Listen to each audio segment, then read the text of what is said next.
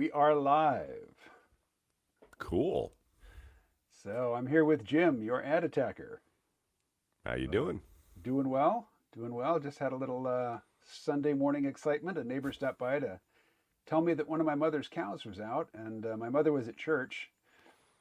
So I put my boots on, my snowmaking boots actually, Oh, with the intention of going to see if I could corral the cow myself, but it's not really within my skill set. So I also called her at church, and she answered, and she came home. huh. So Yeah. you don't get a lot of practice chasing cows out in the farm? You know, my mother asked me to move back here for many years, and for many years I said, "Nah, I'm doing stuff."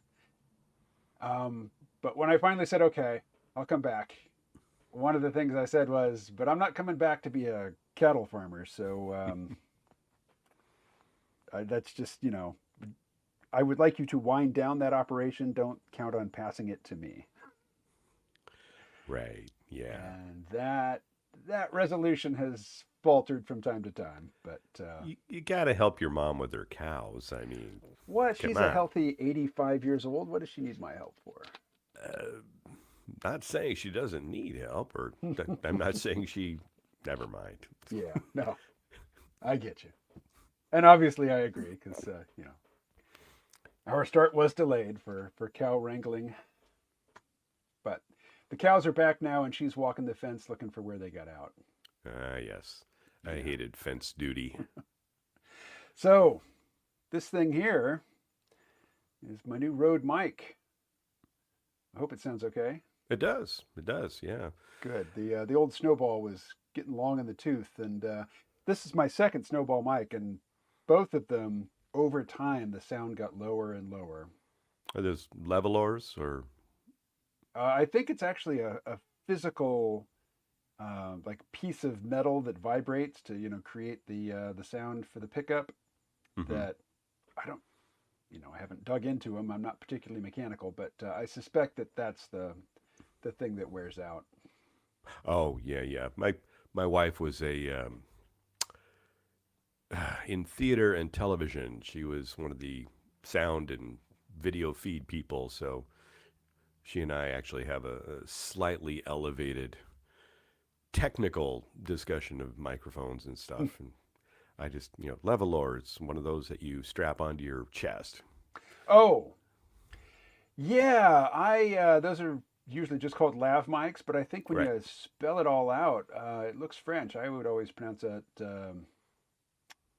What's it? It ends with an IER, I think. I'm not So sure I've even seen it spelled uh, out. Lavalier, Lavalor, yeah. maybe. Lav Something. mics, yeah, Yeah. exactly. Anyway, technical discussion to the side because I'm not really competent to participate in it. Uh, Little recap, if you would. Got your Sunday morning voice on. What is all this about there not being any accidents? What is all this about there not being any accidents? For many years, accidents have been just a fact of life, in working life, in home life. Something happens, you slip, you fall, you trip, you work a piece of equipment, a piece of machinery, you work on a railroad, and there are certain, excuse me, and have been for centuries, just certain assumptions that a certain number of people are going to get hurt. For example, at one point in the United States, on the train system, something like 60% of all workplace fatalities took place for the entire industry of the country, just because they had the trains connected with chains and pins. And in order to unpin and repin a car to the car ahead of it, somebody had to balance themselves and get in between moving train cars. Ooh. Yeah. And nothing really happened because in 1841, I was reading, there was a Supreme Court decision and somebody had sued their employer for grievous injury and went all the way to the Supreme Court. And the Supreme Court said, well, yes, they are responsible for your safety unless they've told you about the danger. In which case, if you were some dumbass that didn't listen and then got yourself into an accident, it's yours. And that stood for decades, absolutely decades, and nothing had changed for decades until workmen's compensation and labor and industries claims came into being. At that point, employers had to pay people that were no longer able to work, and suddenly workplace safety became a different thing. But there was still a pushback. There was still a pushback to make sure that the employees understood that they were responsible for their accidents as much as legally allowed. So there were companies that put out posters of idiot people walking around. And by idiot, I mean one of the characters was named Axie Dunce. And he had himself a nice big conical dunce cap and many casts and bandages and cuts. And don't be an Axie Dunce. Don't get involved in accidents. So that was the way of life for many, many years. And finally, people have started to realize, wait a minute, we have a whole bunch of tools that really haven't changed for hundreds of years. We have gotten some improvement on accidents, but there was always a current of what is the pace of work?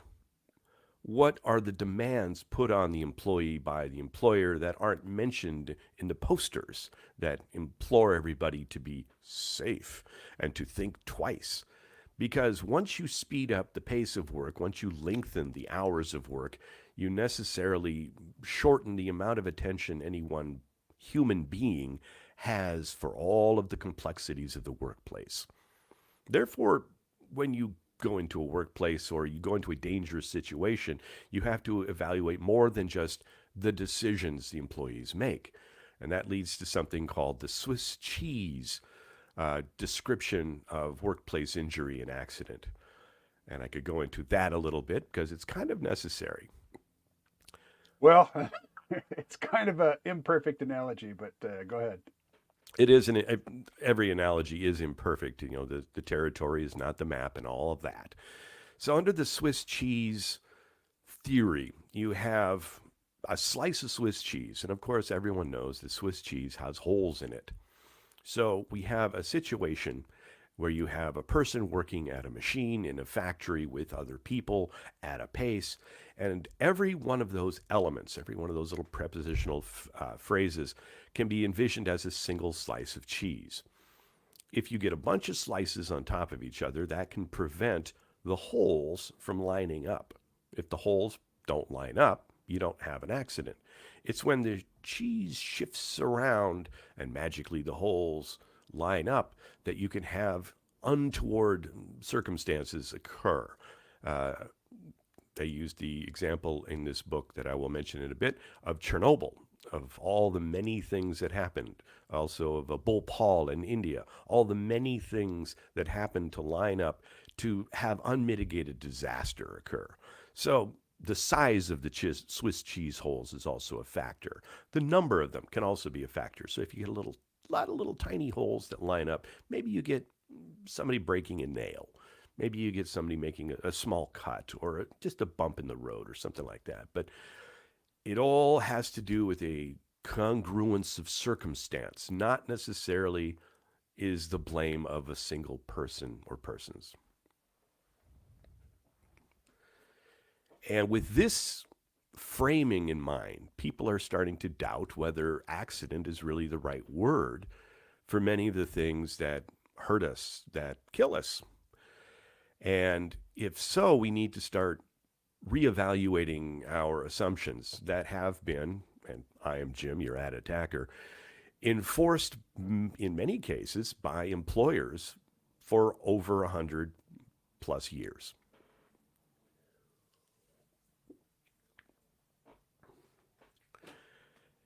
Which has, when I read this book, by the way, the book is Jesse Singer's There Are No Accidents. And it was one of these books that is not being pushed heavily. I tripped on it on the local discussion board and was like, well, that sounds interesting. I started reading and I started seeing many things in my working life that really fit with the industrialists of the Gilded Age, with all their posters saying, don't be an accident, don't be auto, no better. And that really was disturbing for me because it's like, wait a minute, I don't want to hurt anybody.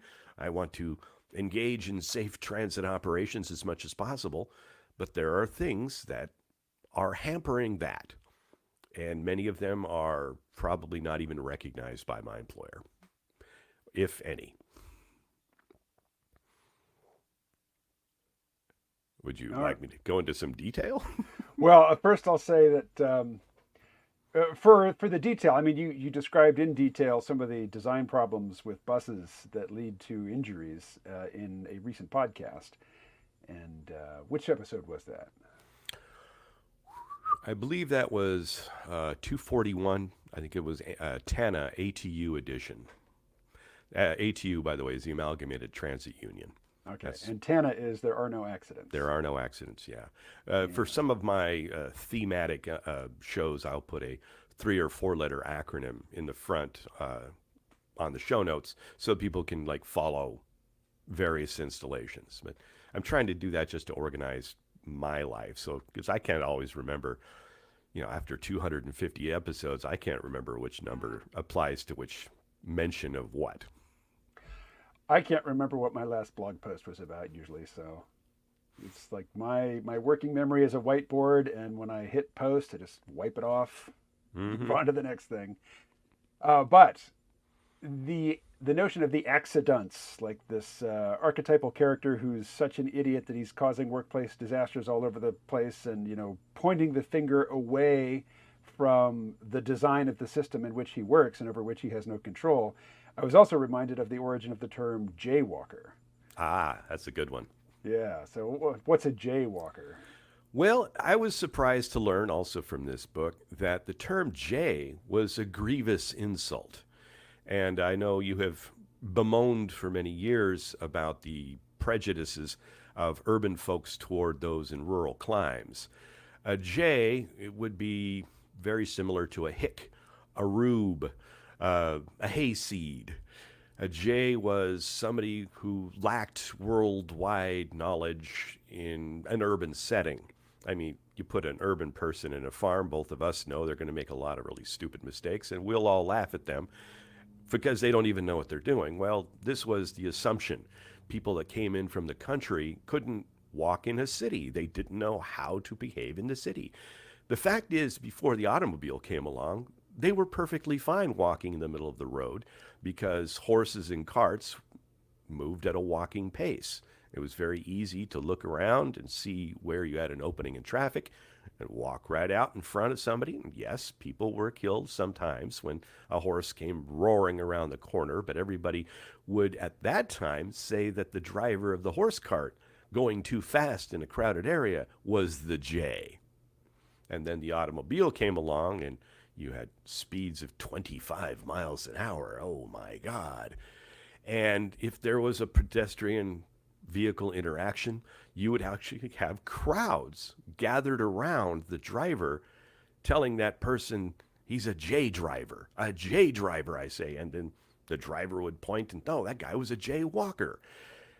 But the mobs sometimes had to be dispersed by the police, and sometimes the police had to arrest the driver and get them out of there before they were lynched. These automobiles were new. They were the problem, and everybody knew it. So jaywalker and jay driver were very much hurled insults at each other. Now, in California, they were having a lot of problems with pedestrian automobile accidents. And so the cops started a little program where they wouldn't arrest or ticket any one person. They just started calling all of the jaywalkers as an insult. Hey, don't be a jaywalker. And eventually that became the law. All pedestrian automobile interactions were the fault of the pedestrian. By default, there was a lot of pressure from the automobile industry. There's a lot of pressure from law enforcement because they had to pick a side. They couldn't just let this stuff slide. Well, I mentioned to you before we started the stream that I have a personal, or a few like a category of personal examples from my time working as a snowmaker. And at the beginning of your "There Are No Accidents" episodes, you start with a disclaimer saying, "Hey, I work in this particular industry, and I'm going to say some things about it, but I'm really not trying to, badmouth my employer, and I would like to continue my employment." My situation's a little bit different in that I don't work for that company anymore, but I kind of would like to go back and do that job again sometime if circumstances allow, because it's really cool to be up on the mountain. But I was a snowmaker, and we arrive at the ski resort and the mountain before there's any snow. So we get to roll all over the mountain and cool little what are called side by sides or rangers. Just they're gas powered vehicles, but there's no windshield, there's no doors. There's a canopy, but it's very out in the open. It's a lot of fun, but snowmaking is a dangerous job. There's a lot of ways to get hurt, and the company, whom I won't mention, but they are a big company and they own ski resorts all over the world. They're constantly making changes to their policies and their procedures and whatnot. But snowmaking is a job that isn't really procedure driven. I mean, it's just too different from circumstance to circumstance and day to day, to micromanage the employees. Your first season, you've got on site, like, human eyes on you telling you when you're doing something dangerous or stupid, and thereafter, when you've got some experience, it's just up to your judgment. The one thing the company did to protect not the workers but the guests is basically almost entirely curtail the use of snowmobiles, which, some guests would ski in front of snowmobiles and get hit and badly injured. But most of the snowmaking work is done at night when there are no guests on the mountain, or custies as we called them. And so that impacts the snowmakers in that we would just get hauled up to the start of some run and just dropped off, and we got to walk down the mountain, carrying a lot of heavy gear and attend to jobs here and there. And sometimes when the snow was deep and fresh, I mean, just walking down the mountain by itself was arduous and took a very long time, was very difficult. Not to mention having to carry heavy tools. One time I had to carry a 14-foot ladder down the mountain in very heavy snow. So lots of opportunities to get hurt, in that environment. And you're dealing with, water and air under high pressure. We're running air and water through enough pressure to, send it shooting through 50 or 100 feet of fire hose, and then to go shooting out this hydrant. So there's a lot of ways to get hurt. And there's also a lot of ways to damage equipment. And when I got there and we're still in training, there's no snow on the ground. We're up on the side of the mountain, and our supervisors all whip out vapes and bowls and stuff, and they're getting high there on the side of the mountain, and they tell us, look, you're perfectly welcome to get high on the job. It's normal. Because, the people who do snow working or snowmaking jobs and all kinds of jobs at a ski resort, these are seasonal jobs. There is no ongoing employment there. So they have to be able to attract people who want to do it for one reason or another. And mostly they want to do it because they love to ski, and they're available. Like they can structure their life around ski season and then find something else in the other seasons to support themselves. But people who love to ski, they tend to be just very physical and bodily oriented, and they tend to drink a lot and do a lot of drugs. And so the idea that your whole snowmaking crew is going to be teetotalers and people who abstain from the devil's weed, it's just not a practical thought. So they don't drug test. I got hired just after filling out an application online with no interview. Like, I hit enter and immediately I got an email saying, "Hey, you're hired. Come on." So they tell us, yeah, you can get high up here on the mountain. Don't do it down there at primary. This is where, there's a bunch of equipment stored and there might be management coming and going. Usually not, though, because we're there on the mountain overnight and management's there during the day. But still, that's the discretion. That's the nod to not being blatant about it. It's just do it up on the mountain. But, they say, you didn't have to take a drug test to get this job, but if you break something and the repair job is over $500, you will be drug tested. And if you test positive, you're fired. Or if you get hurt and the company is on the line for workers' comp, you will be drug tested. And if you turn up positive, the bill's on you, buddy. Mm-hmm. So that was the working arrangement. It's like, you're welcome to get high on the job, just don't fuck up. But it's a dangerous job, and people fuck up all the time, regardless of whether they're getting high. And if you smoke weed every single day, it doesn't really impair your ability to do, to drive a car or to do your job. I know that's, you as a bus driver could never say that, but it's Not legally, no. yeah, it's God's truth. I mean, the chronic smoker is not debilitated by weed like somebody who smokes occasionally. And when you're up there on the mountain, that shift goes a whole lot faster. Mm-hmm. Or at least you don't remember it being so long when it's done, if you're Yep. smoking weed on the job. But yeah, I mean, that's the double standard. And it is a very dangerous job. And the changes that they made for safety's sake were for the safety of the customers. It increased the risk to the employees. Right. Thus, Yeah. thus the importance of stressing to the employees, this is a dangerous job. Don't get hurt, because if you do, you're on your own. Not only don't get hurt, but don't get caught doing those things that will exonerate the employer. Exactly. And Yes. there's nothing you can do after the fact. Or, even like if you smoke once, you're on the hook for about a month, because that's how long it'll be detectable in your urine. Well, back Does- in the old days, Doesn't when matter if you were smoking on the job or after hours. and If it you sounds fail the like drug test. sounds you're like done. doesn't matter if you inhaled when you were around your coworkers too much. Well, we're outside mostly. That's I don't true. think that's such a big deal.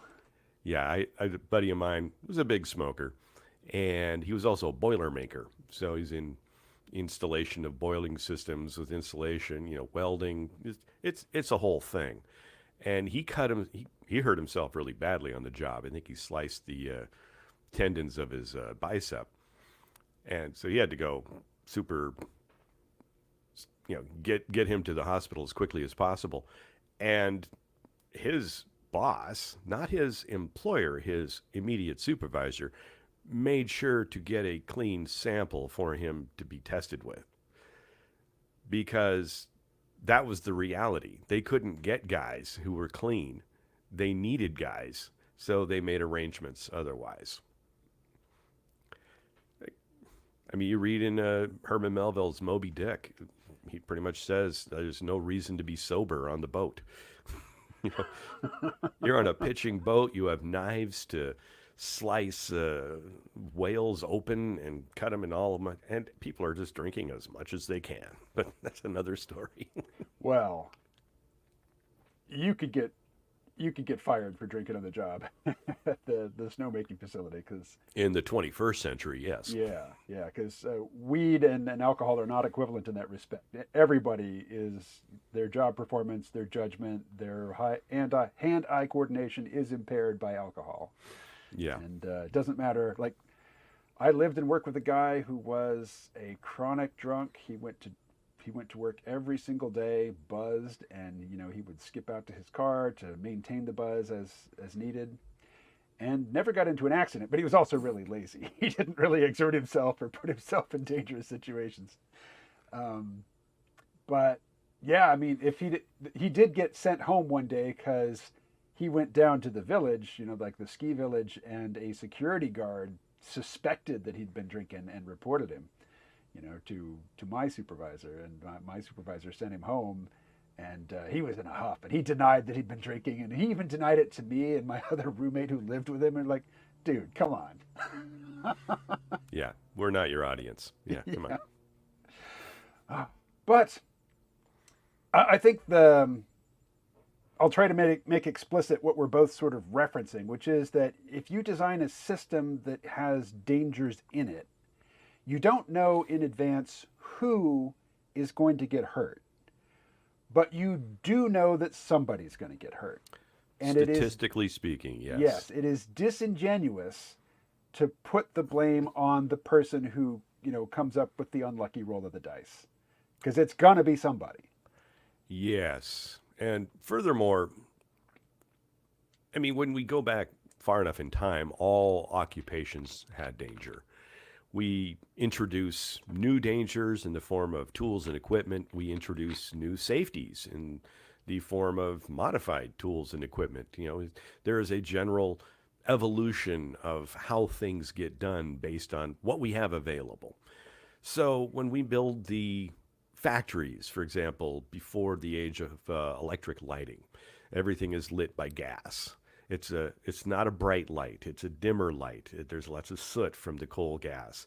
The whole thing is powered not by individual tools being plugged in because there is no electricity, but by jack shafts and straps running up into the ceiling. The entire factory is powered by a single piston steam engine, and all these spinning belts are driving all the individual tools, and sometimes they snap and sometimes they go flying and take off a leg or a limb or whatever. So the original factory was inherently dangerous compared to today's standards.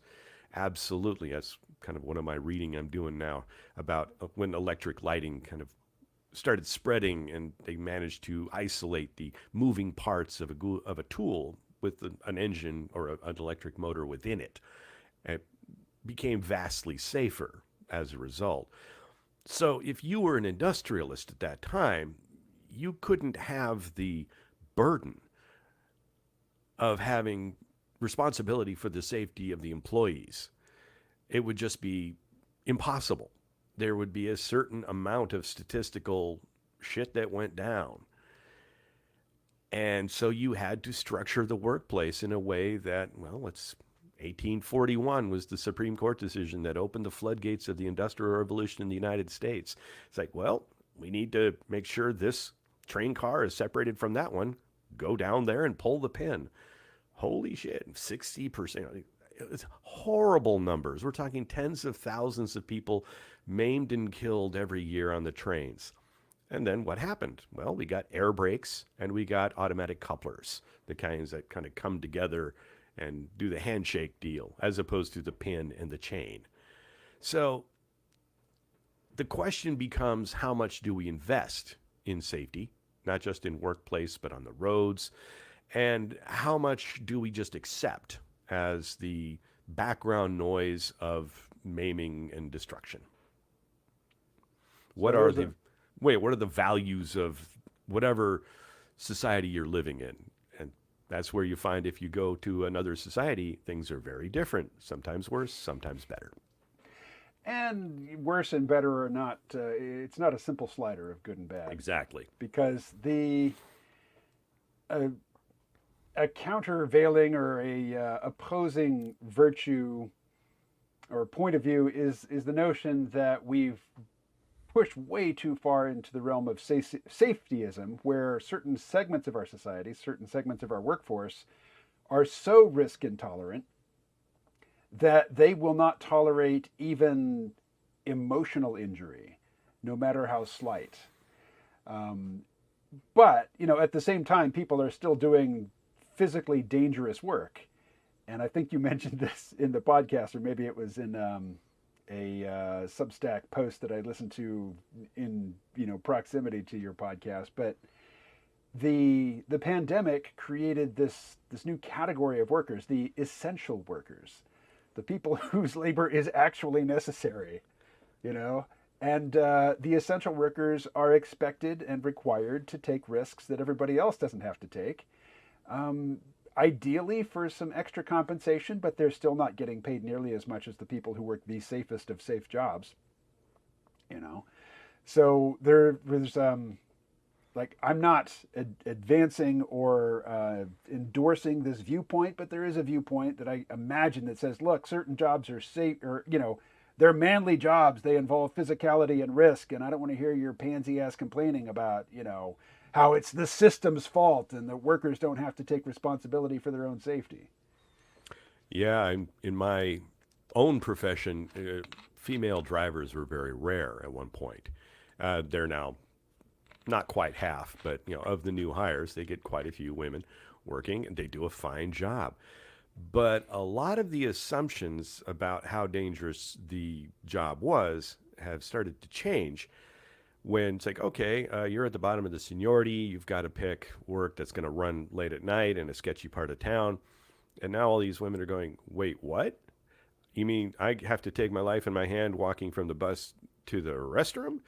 Hang on. And so we have started to have a shift in what is an acceptable level of risk for just somebody using the restroom. And that's not necessarily a whiny thing. That's a more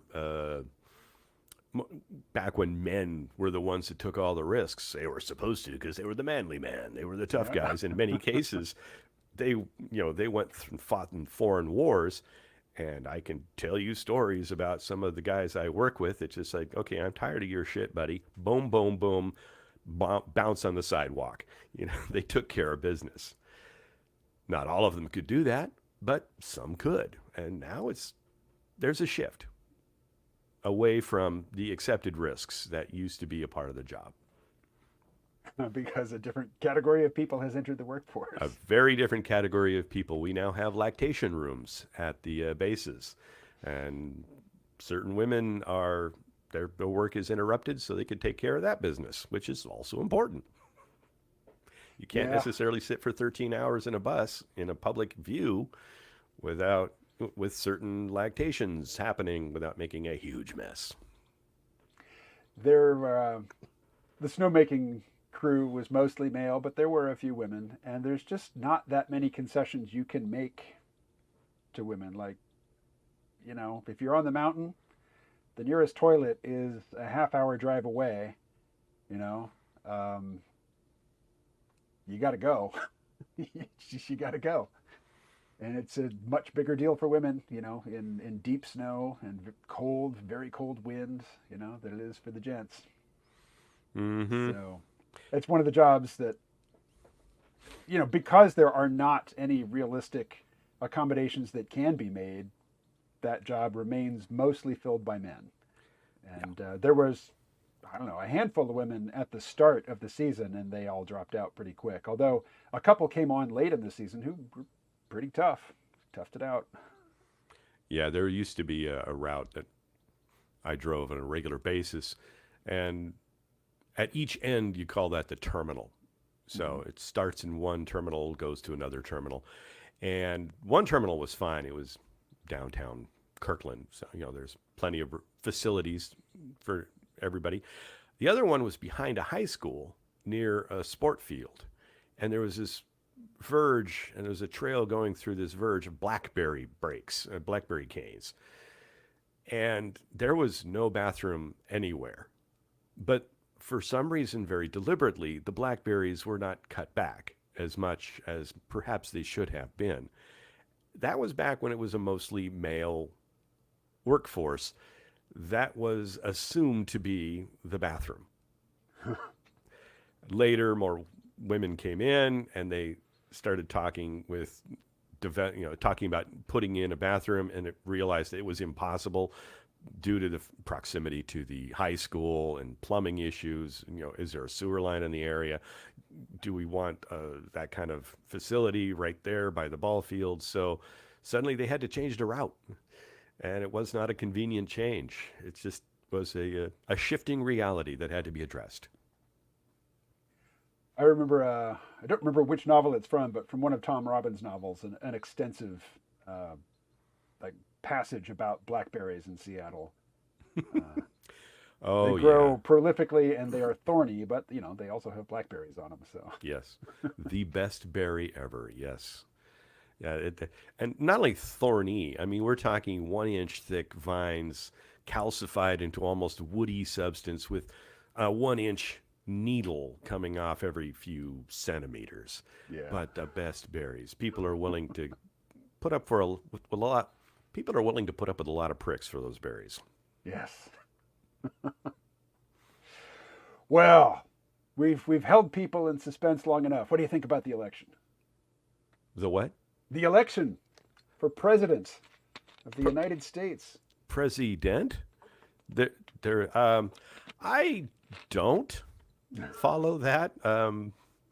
I just can't. It's become, the coverage of it has just become so dismal and disappointing, the conflicting commercial interests. I pretty much, if I didn't have a digital video recorder, I couldn't watch television at all. Huh. I have Roku TV, and I mostly watch YouTube with it. I don't watch any of the. Although, I live at my mother's house and she always has the TV on. And particularly in the mornings, it's like Good Morning America or, the other networks all have their similar programming in that time. So as I'm walking through the room with that TV on, I'll catch little bits of what the, the mainstream media is feeding to the normies. Yep. And yeah, it's pretty insubstantial, I have to say. Yeah, it's pretty thin gruel, as they used to say. Yeah, very little of substance is ever mentioned, and when one thing of substance is mentioned, it's mentioned for 3 hours at a stretch without any break. It was just a very. How can we say the same thing again without sounding like we're repeating ourselves? Just awful. Things have really slid down. I mean, there is a kind of a connection between workplace accidents and the television and the news system. I mean, it's both in the interest of making money for the people who employ. So the resources given to the people who have to talk for 3 hours about nothing are pretty much the same as for the poor workers who have to go in there and not have their arms cut off by a dangerous tool, because why would we replace that? We can invest in something else. It's a race to the bottom in both cases, I'm afraid. That's my opinion. Well, it has been a very exciting election season, with all the unexpected turns and danger for the candidates, or one candidate anyway. And a lot of times, I'll be talking with Claude, my large language model chatbot of choice, and, I'll start to discuss the election with it, and it simply does not believe that Joe Biden was forced out for incompetence and yet remains president, and that Kamala Harris has taken his place but is not doing interviews. It certainly doesn't believe that Donald Trump has survived 2 assassination attempts. So I've done this repeatedly. I will go and find like various Wikipedia articles and Reuters stories, because that's a news source that the large language models will accept as fairly unbiased. And I just have to feed it a bunch of stuff. Say, here, look at this, look at this, look at this. Do you believe me now? And it's like, oh, okay, sorry. Wow. But, so its training model is like said that can't be right. There's no congruence in historical record for that. But actually there is. I mean, look at what Woodrow Wilson, for the last year of his presidency, he got the Spanish flu when he was negotiating the Versailles Treaty, and it completely screwed his brain. I mean, it's why France and Britain got so much out of Germany after World War One, because it was Woodrow Wilson's towing the line and telling those guys, no, you're not doing that. Then he got sick. And they was like, oh, yeah, whatever. The last year of his presidency he was never seen. His wife pretty much ran the country with her advisors. And there was no network news, no cable Nope. news, no expectation that he should show his face and demonstrate his competence to put one foot in front of the other and That's right. put together coherent sentences. That expectation is now like the main expectation. Yes. And Joe Biden can't do it, and yet he's still the president. Do you still read Jim Kunstler's weekly or twice weekly offerings? Clusterfuck Nation. No, I don't. No. Okay. Well, he's hard team red these days, and he reported on a general whose name I can't reproduce from memory, who was basically telling some interviewer that, yeah, don't worry, Joe Biden is out of the nuclear loop. He has no say whatsoever in like practical military matters.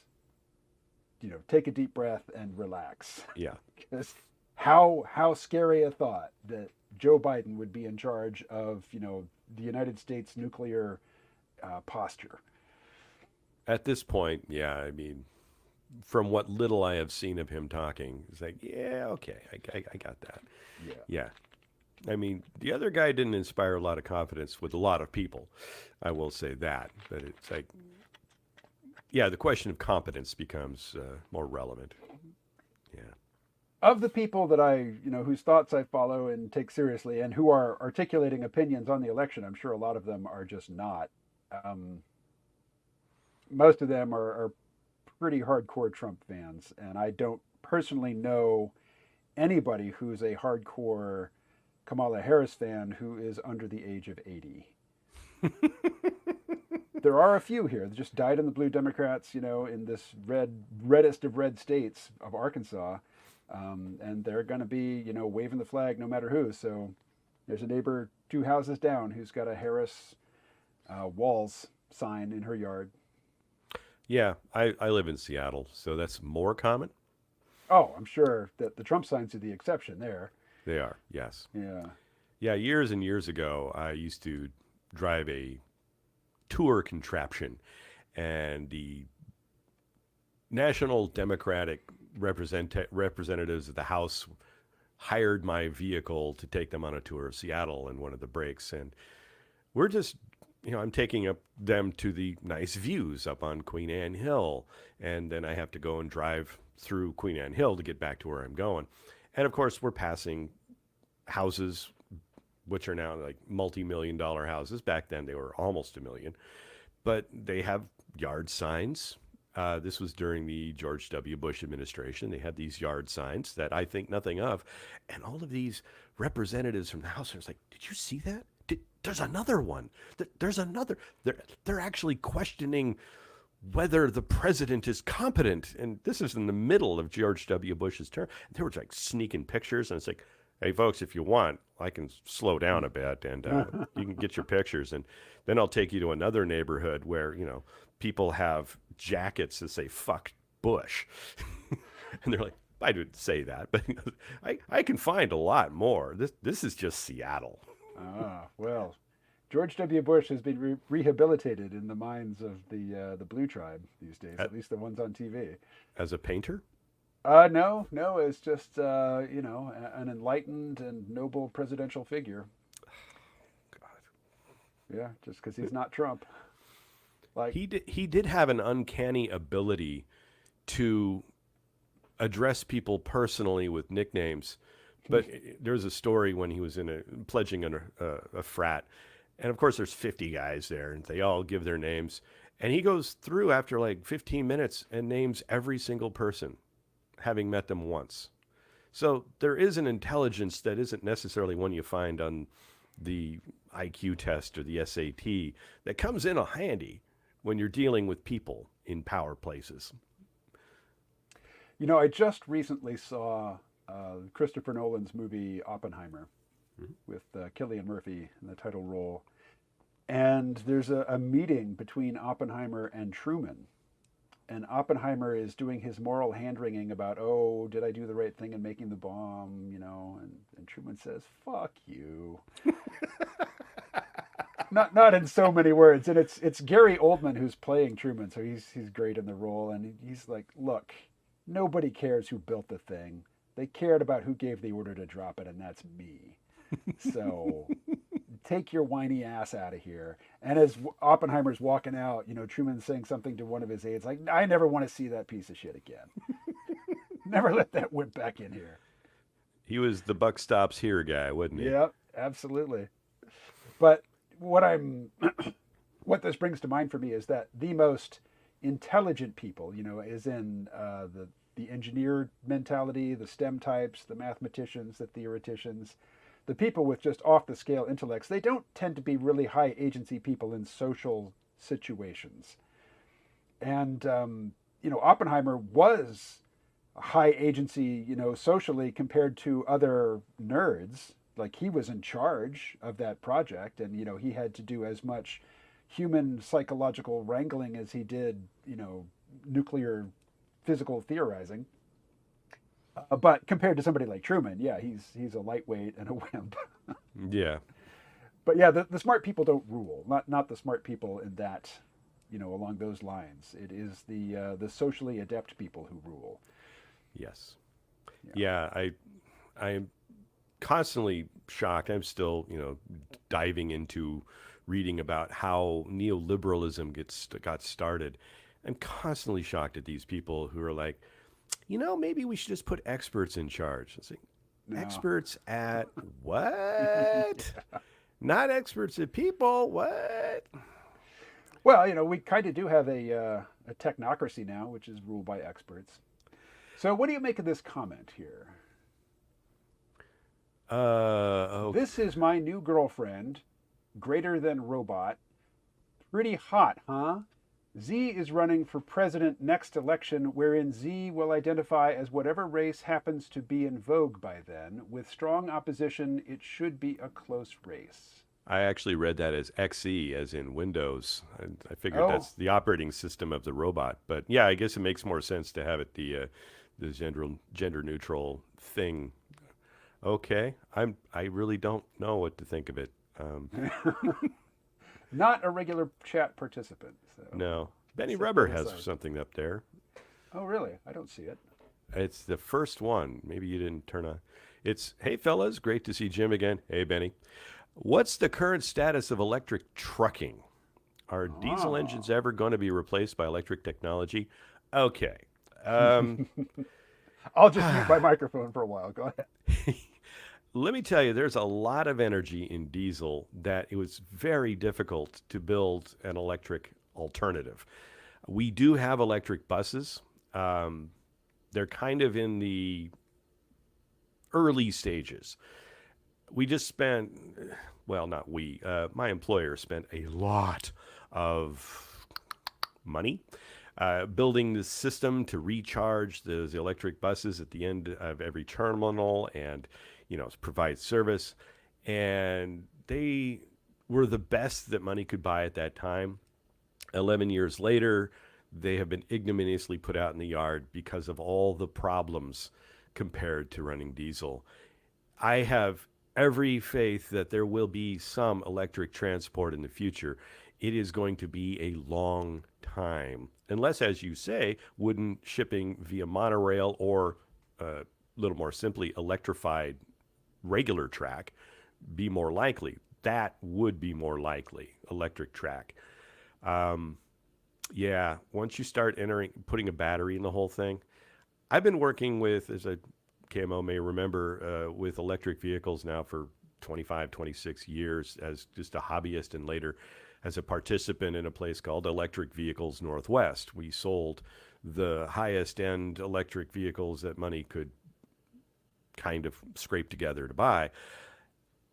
The amount of growth in that is just astounding to me when you compare essentially golf carts of 25 years ago to my Japanese built electric that I've got now for almost 90,000 miles without any problems whatsoever.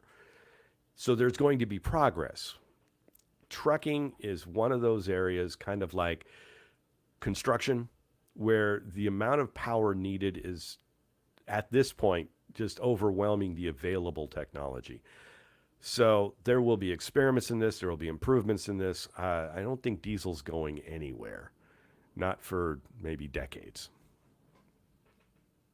So, Jim knows a lot more about this than I do, but I will mention a couple things that I'm sure he knows but didn't mention. Um, with both trucks and planes, uh, as you use up your fuel, your load lightens. That doesn't happen with batteries. As your battery discharges, it's just as heavy as it was at the start. So Tesla has built, over the road trucks, but a third of your cargo capacity is battery. So it's just not, it doesn't have to just work. It has to be economically superior to the ready alternative, which is diesel. Mm-hmm. And, the same with planes. I mean, as you fly to your destination and you use more of your jet fuel, your plane gets lighter and it requires less fuel to keep it in the air. Not true with batteries. So there's a Yeah. lot of different avenues of battery research, like solid state batteries and what is it, sodium instead of lithium ion batteries, Mm-hmm. which have not just a greater capacity for energy density, but which discharge more cleanly, do less damage to themselves in the discharge recharge cycle, and recharge more quickly. There's also research into supercapacitors, which particularly with graphene-based Hmm. supercapacitors, where the promise is there to be really to be a quantum leap in terms of energy density, but it has not been implemented, in a commercially viable scale yet. Will it? Probably. When? Who knows? Probably Yeah. longer than the optimists say, and probably sooner than the pessimists say, because the pessimists say never. Civilization is collapsing. We'll all be, digging in the dirt with sticks, and by 2027. Well, what's the old Mel Brooks movie from 12 Chairs? He has a song, "Hope for the best, expect the worst." So, as one of my other professions back before I was driving on road, I was driving boats. And there was a rule of thumb back then. Once something has been around for 50 years, then I'll think about putting it in my boat. So I had this beautiful book. I have misplaced it, of course, about the cycloid drive system. Instead of a propeller with a rudder, you have what looks like a couple of egg beaters mounted beneath a tugboat, and it can go sideways at, I think, 2/3 power. Go forward at 100%, backwards at 2/3, sideways at 2/3. It could spin in place. It was a beautiful system, but it was developed in the 1930s originally as a way of propelling dirigibles. And then he said, well, we could also do this with boats and it would actually work really well. So they built a prototype, and all the tugboat companies watched that thing go around in circles and everything and said, yep, talk to me in 50 years. And sure enough, cycloid drives are now industry standards for the big tugboat companies. They're just beautifully maneuverable, but it's the practical aspects. You need something that's reliable, or else you're not going to buy it and you're not going to use it. Actually, hope for the best, expect the worst. I actually heard that someone first heard that from Trump's book Art of the Deal. Oh no, it's a beautiful song. Hope for the best, expect the worst. You could be Tolstoy or Fanny Hurst. Goes on and on. No way of knowing which way it's going. Hope for the best, expect the worst. I knew a man who raised a fortune that was splendid. Then he died the day he planned to go and spend it, shouting, live while you're alive. No one will survive. Blah, blah, blah, blah, blah, blah, blah. I was in a place where I was just chatting with two women yesterday, one of whom I guess was in her late 30s, early 40s. The other was in high school. And we got on to the topic of Mel Brooks and Blazing Saddles. Hmm. And we were trying to explain, well, first, of course, the high schooler had not seen Blazing Saddles and had never heard of Mel Brooks. But we were trying to describe it to her, and why it was risque, but why the library still has it anyway. And I asked her, trying to explain like the dynamics behind the writing. I asked her if she knew who Richard Pryor was, and she'd never heard of him. So it's why would a 17-year-old know who Richard Pryor is? Yeah, and that's one of those movies you can't just explain Yeah, you got to dance anymore. around it.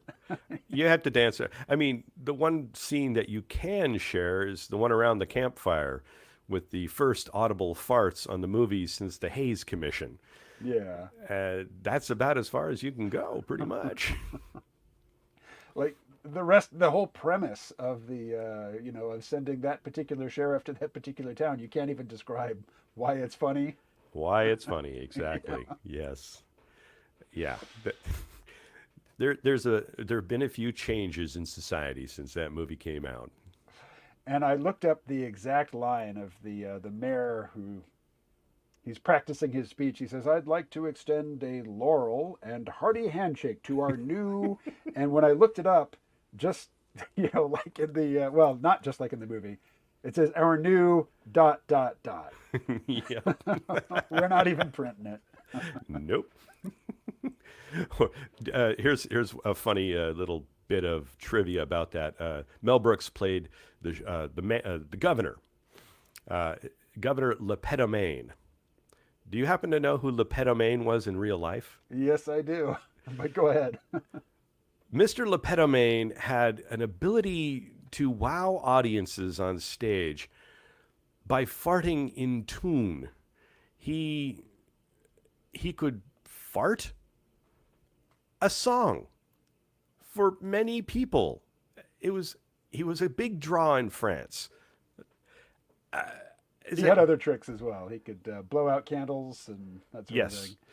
he was very lots of power and control in his sphincter.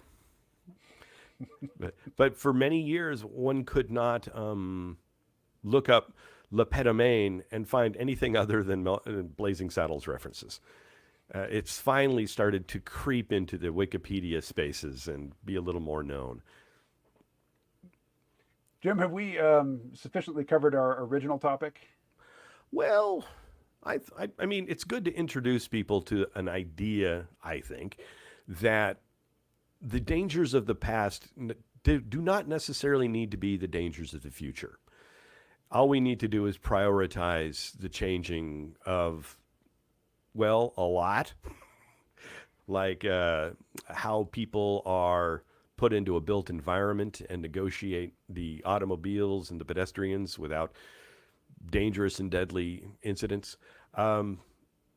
It's something that I'm continuing to explore at work. I have this grandmaster scheme plan, whatever it is. But yeah, I got to say, of all the books I've read lately, it's not perfect, but There Are No Accidents really makes people challenge what they think has already been decided. It is one of those things that's like, oh, this was a refreshing read. Okay, that's cool. And it also coincided with there are Blood in the Machine, the early 1800s and the Napoleonic Wars and the rise of the industrial frames to make cloth, and how the Luddites had to come out to break the frames and hopefully save their jobs. It's like you put those two books together, you get a really nuanced new view of the workplace and how it's operated and managed. Well, Jim, you are a professional driver, and I have heard you in the past share your opinion on the topic of autonomous vehicles. Yep. Would you like to share that now? As an introduction, KMO, and you can please, you are the AI guy, as I call it. By the way, I'm going to share my term instead of artificial intelligence. I like to call them automated simulacra of language, which I think is a more accurate way of describing them. And it allows me to say that they're assholes.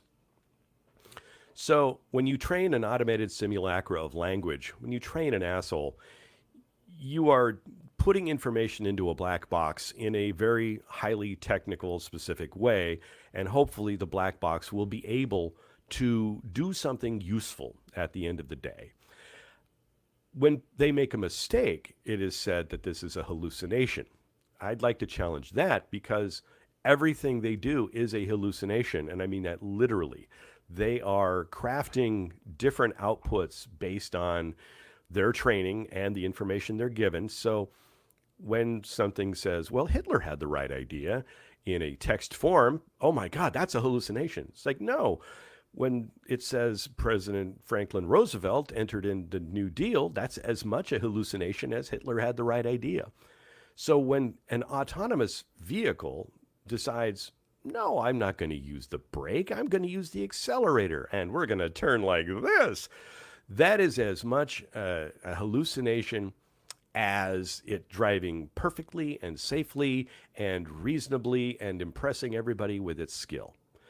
We don't know yet enough about the brains of these things to say, hey, why don't you take that car around the road, drive it around for a couple of years.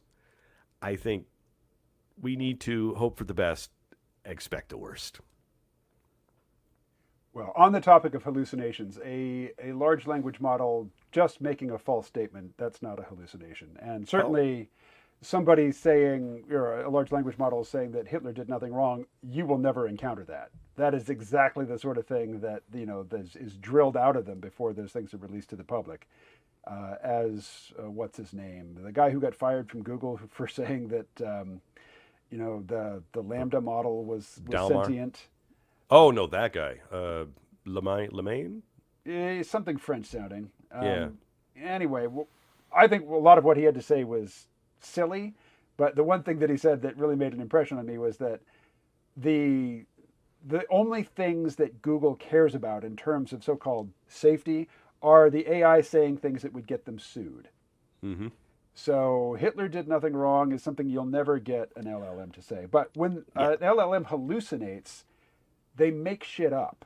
Like you'll ask them, give me a history of this particular court decision or this court case. Like what were the what cases did the defense attorney cite to make their case? Sometimes they will invent things that sound plausible, but which just don't exist. There Right. was no such case; they just made it up.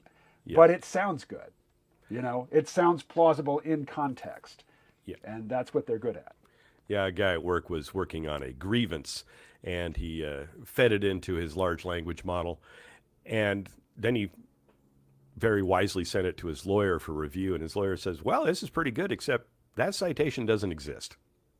It's listed by name and number. It is cited, but it doesn't exist." Yeah, I'm sorry about the Hitler had the right idea. I was just, okay, hallucination. It's like, maybe when they work, they are hallucinations. When they don't work, that is also a hallucination. I think that has not been explored nearly well enough. Well, that is a novel interpretation that is not in keeping with the way that word is used I know. in the And, industry. Yeah. but is it wrong? If you're talking to people who work in the industry about what they work on, yeah, you're using the terminology differently than they do. Absolutely, I understand that. Yeah, I got that the notion of the hallucination from Will Storr's book, The Status Game, where he points out that we humans, our reality, the things that surround us, are a construct with very little, if any, difference from hallucination. And it made sense to me. I mean, especially when he gave all the evidence for that, for the psychological experiments. So there are some beautiful ones. There's this experiment where you have these funny glasses that can track exactly where your eyeballs go. So the very, very tiny bit of your eyes that are really clear, and then there's the rest of your ocular perception. So when you read on this screen, you just kind of scan and you read with no problems. What you don't see as the person watching the thing, the camera can catch it. Only your focal point is clear enough to read. Everything else is just squiggles and lines that are designed to blend in. Everything that you create in your brain that's outside of your focal point seems to be as clear as anything else. That's part of the construct of experience that he said was very not very different from hallucination, which was another thing that struck me.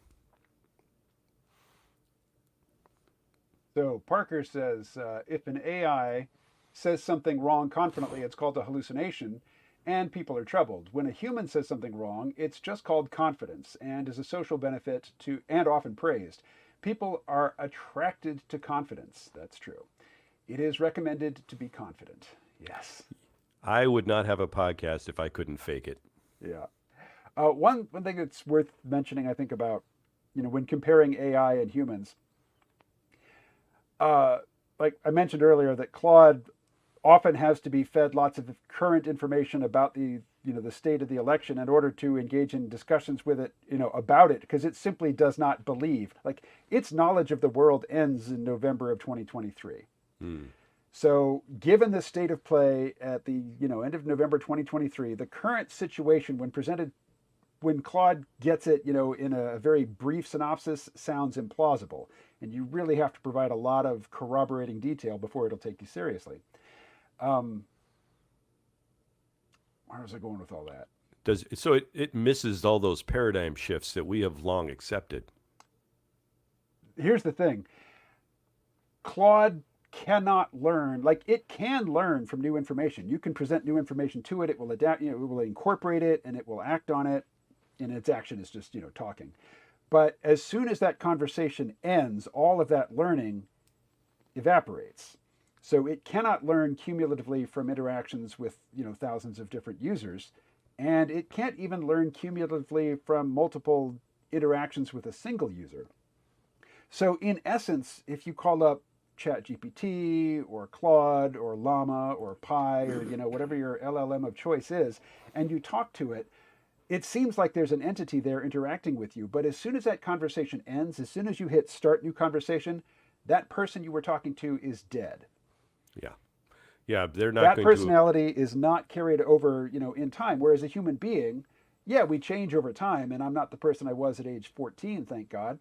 But, technically I'm still the same person, legally I'm still the same person, and I remember being that person. So there is a continuity there. So human beings, we have to justify our mistakes. We have to paint our actions in, glowing terms, or to find the silver lining for any dark cloud that involves us, because we have a reputation to protect. So, yeah, when we get something wrong, we can't make as big a deal about it, or we can't allow other people to make as big a deal about it as they do with AI, because the AI has no ego and no identity to protect. Yeah, and there's no way that the builders of any of those large language models is going to trust random interactions from users to form a basis of their large language learning for liability reasons, as you were Well, talking earlier. they famously did once and once only with Microsoft, yes, yes, their bot was called Tay, and they yes, set Tay loose on Twitter, and within a day, it was basically a Nazi. screaming fascist. Yep, Yeah. that was hilarious. And the funny thing was, they released it in China at first, and everything was going great because the Chinese people have to deal with their government, which is different. And so you don't do things like teach a large language model how to be a fascist because that it would inhibit your social credit score, et cetera, et cetera, et cetera. And then as soon as it hit the States, oh boy. Benny Rubber. Am I saying existence is a hallucination? It's the solipsism idea, I believe. Cannot prove that anyone or anything you perceive actually exists. Well, according to Will Storr's book, there's one thing that, how do I put this? We do perceive, we do sense, we do see. It's those things that don't go away after we stop believing in them that becomes the basis of reality. So you and me, KMO, we both have ears and eyes, even though we have headphones and glasses because we're older now. But we do see, we can both look at the same thing and say, oh, that's a thing in the world. If you can see it and I can't, and you're unable to show me Harvey the 7-foot rabbit or whatever figment of someone's imagination, well, that's where the proof gets a little sloppy, gets a little loosey-goosey. But it's, yeah, the perceptual reality of perception, blah, blah. I'm not a psychologist. I just read this book that was very interesting. It's called The Status Game on Human Life and How to Play It. That was just really, really well done. There's also a book called I'm not going to get into being a library. You know all about that, right? Camo? Well, I'll address Ben Rubber's comment and say that there is an element of judgment in the word hallucination. So I think what he's saying is, yes, we take in information from our senses and we construct an experience of it that is subjective to us, and that we don't actually have direct access to the world around us. What we're experiencing is, I would say, not a hallucination, but a simulation. A construct. Yeah, it's a construct, but it's informed by data about the outside world from the outside world. And it might not be perfect, but it is largely correct, and in as much as it allows us to navigate the environment and not walk in front of buses most of the time. Thank you for that, by the way. Yeah. Whereas a hallucination, there's a judgment that comes with the word that is, not only are you experiencing something that isn't, a real thing in the world, but it's also a misrepresentation of the world. Right. When you are on certain substances that wildly affect your ability to make your construct on the fly, that's a hallucination. When you suffer from a mental breakdown trouble where Harvey is actually walking with you into the party, and no one else can see him, that's a hallucination. Yes, there is. It's like the word eccentric. I was having this argument with my brother. I pointed out that he is somewhat eccentric, and he thought that was a loaded term and perhaps shouldn't be used. I'm like, well, trouble is you are. But he's my brother, so I could say that, right? Yeah. Oh, it depends on your brother's psychological resilience.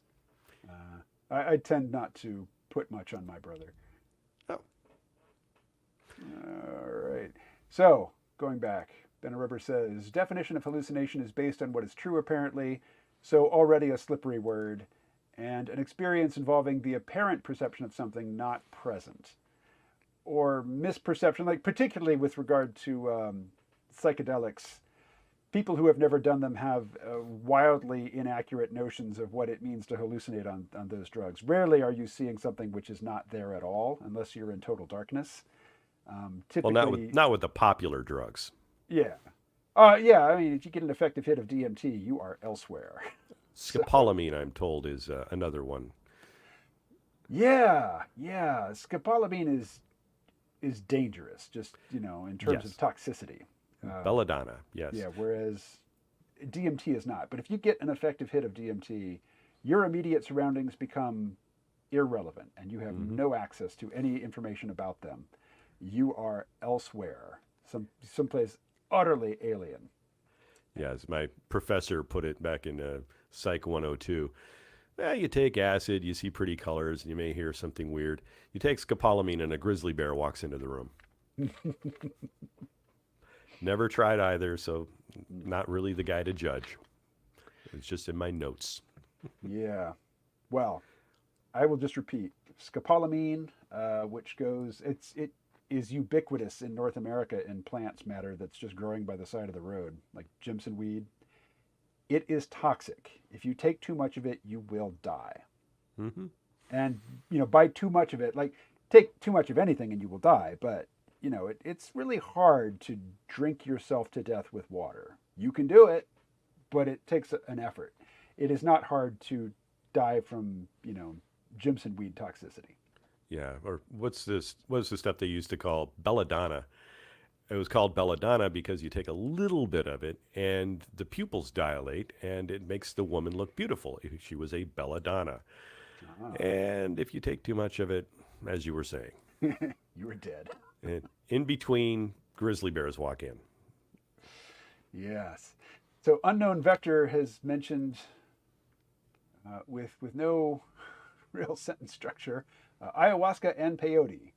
Those are two substances that, yeah, Well, ayahuasca contains dimethyltryptamine or NN-dimethyltryptamine, and yeah, people who take it professionally or in its indigenous context, they take it at night in darkness because that's the only way you see anything.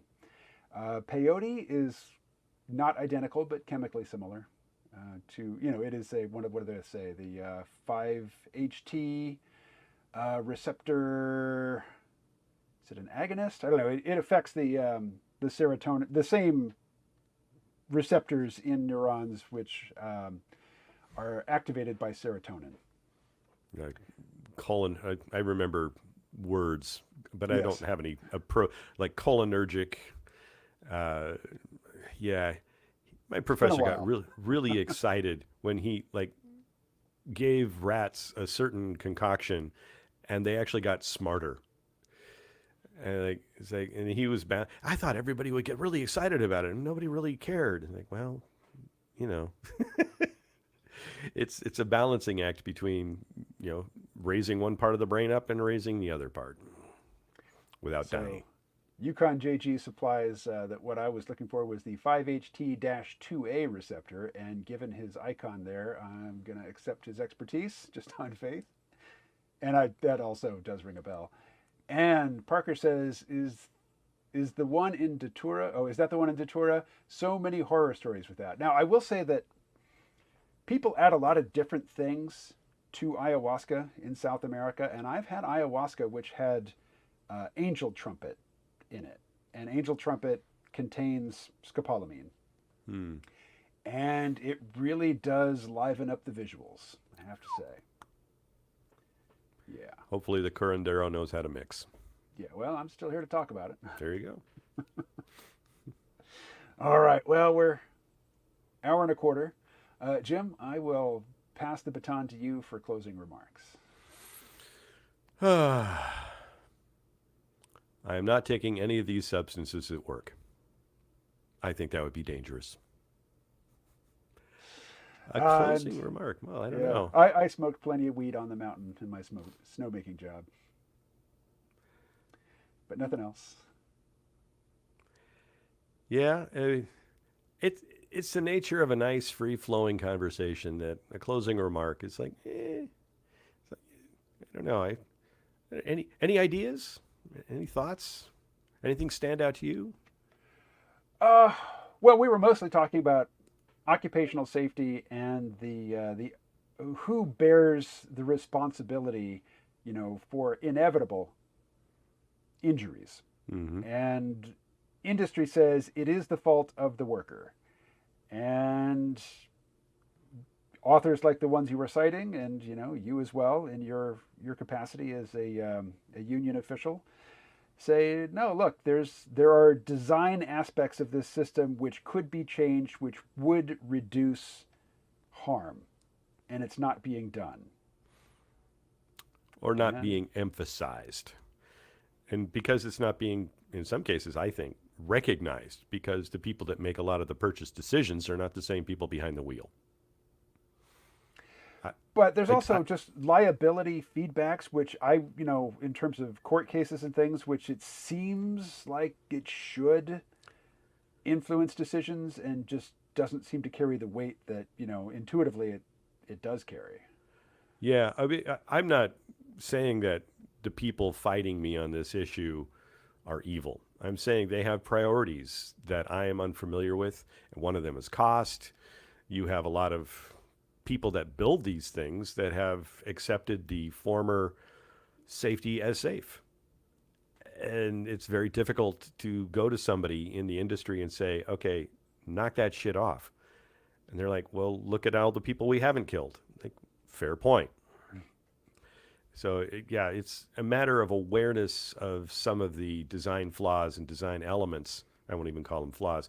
Many of the design elements and what they have been shown to do that maybe should be emphasized more, and I'll leave it at that.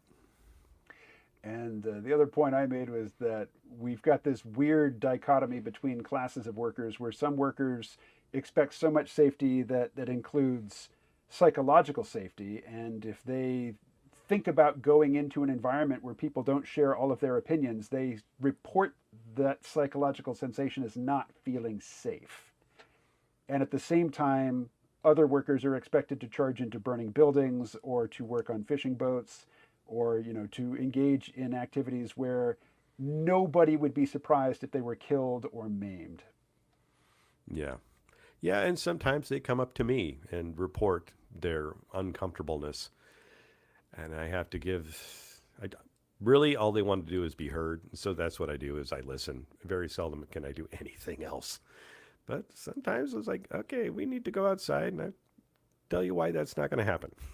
Right. You demurred when offered the opportunity to opine about the election, so that speaks of caution and good judgment. Well, thank you. I try to be cautious and judge well. Goodly. Thank you, Yukon JG, who says, great chat, KMO and Jim. And Parker, I'll throw your chat up on screen, but I can't promise that we're going to talk about it at length. Speaking of mushrooms, I was out taking a picture of some mushrooms this morning. So many out in the woods. The violet coral the violet coral one looked the coolest, or is it coral? I don't know. I also saw the deadly destroying angel. Yeah, do not eat mushrooms that you picked in the wild unless you are really knowledgeable. Yeah. You get really sick, and then you'll feel better for about 4 days until your liver completely shuts down. The destroying angel, yep. Yeah. Well, we will not get into 5-MeO DMT. All right, Jim. Thank you much. Thank you, sir. Enjoy.